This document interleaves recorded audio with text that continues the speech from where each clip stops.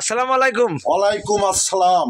আচ্ছা, এই যে যে ভারতের কিছু লোক বাংলাদেশের সীমান্তে বোম মেরে বাংলাদেশের উপরে আক্রমণ করেছে, তা আপনি সাধারণ পাবলিক হিসেবে কোন চোখে দেখছেন?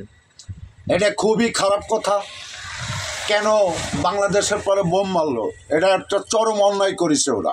শুধু অন্যায় না, এই দুই দেশের ভিতরে একটা গোলযোগ বাঁধানোর জন্য ওরা চেষ্টা করতেছে ভারত, কিন্তু এটা করা উচিত না। তারা বলে আমার বন্ধু রাষ্ট্র বাংলাদেশ, তাহলে কেন বোম মারবে? এটা হচ্ছে ইন্ডিয়ান সরকারের দেখা উচিত যে কে বোম মারলো, তাদের আইনের আওতায় এনে তাদেরকে কঠিন শাস্তি দেওয়া হোক যে বাংলাদেশের পরে কেন বোম মারবে। এরা আসলে কোনো মানুষ না। আর যারা মানুষ তারা এরম অন্যায় কাজ করতে পারে না। এ তো মানুষকে হুমকি দিচ্ছে, মনে হচ্ছে যে ভারতের লোকজন দিয়ে ভারতের সরকার হুমকি দিচ্ছে বাংলাদেশকে। আচ্ছা, এটা চরম অন্যায় করছে। আচ্ছা, তারা বলছে যে আমাদের গম চুরি করতে গিয়েছিল, এই জন্য আমরা এই করেছি। বাংলাদেশের লোক বলছে না না, আমরা এসব কিছু করিনি। আসলে সত্য কোনটা? সত্য বাংলাদেশের মানুষ ইন্ডিয়ায় যাবে গম চুরি করতে, সম্পূর্ণ মিথ্যা। এটা কোনো সত্য কথা হতে পারে না, কিছুতেই না। এরা সম্পূর্ণ মিথ্যা কথা বলেছে। আর বাংলাদেশের লোক কি না খেয়ে থাকে?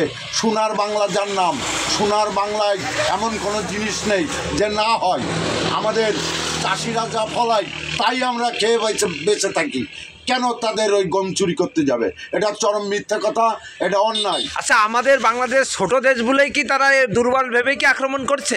আমার কাছে তো তাই মনে হচ্ছে যে আমাদের ছোট রাষ্ট্র বলে তারা আমাদের খাতের করতেছে না, কিন্তু ওরা বুঝতেছে না যে আন্তর্জাতিক আরও দেশ আছে, অনেক দেশ আছে বিশ্বে, কিন্তু আমরা একা না। দরকার হলে তারা আমাদের সাহায্য করতে পারে। আচ্ছা, আমি যতটুকু জানি যে ছোট জিএল মাছের যদি কেতা দেয় অনেক যন্ত্রণা। তা আসলে তারা বুঝতেছে না যে ছোট দেশ বলে আমাকে অপমান করছে। তা ছোট দেশের যে জাহাজ আছে, এটা কি আপনার জানা আছে? এটা আর কি বলবো, বাংলাদেশের মানুষকে ওরা আজও পর্যন্ত চিনতে পারেনি। বাংলাদেশের মানুষ সামনে আগতে জানে, কিন্তু পিছে হেঁটতে জানে না। এইটাই ওরা ভালো করে জানে।